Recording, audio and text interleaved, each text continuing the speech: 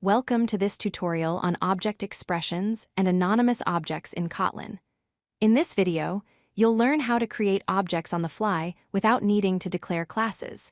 This is a powerful feature that makes your code more concise and flexible. Object expressions allow you to create anonymous objects without defining a class.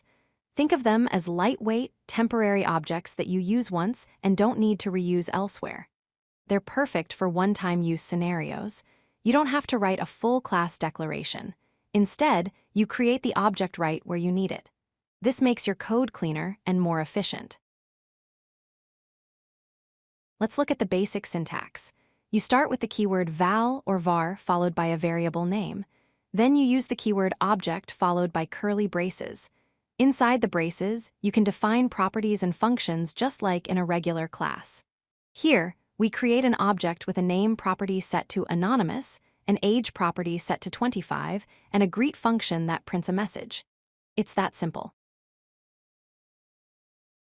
Object expressions become even more powerful when implementing interfaces. First, you define an interface with the methods you need. Then, when creating your object expression, you use a colon followed by the interface name. Inside the object body, you override the required methods. In this example, we create a clickable interface with a click method, and then create a button object that implements this interface by overriding the click method. You can also extend classes with object expressions. Start by defining an open class that can be inherited. When creating your object expression, use a colon followed by the class name and pass any required constructor parameters. Then add additional properties or methods specific to your object. Here, we extend the animal class with a name parameter and add a bark method that's specific to our dog object. One of the most useful features of object expressions is their ability to access variables from the outer scope. In this example, we have a function that creates a counter. Inside the function, we declare a mutable variable called count. The object expression can access and modify this count variable even though it's defined outside the object. This creates a closure, allowing the object to maintain state across multiple method calls. Object expressions are incredibly useful in several scenarios. They're perfect for event handlers where you need quick callback implementations without creating separate classes. In testing, you can use them to create mock objects for unit tests.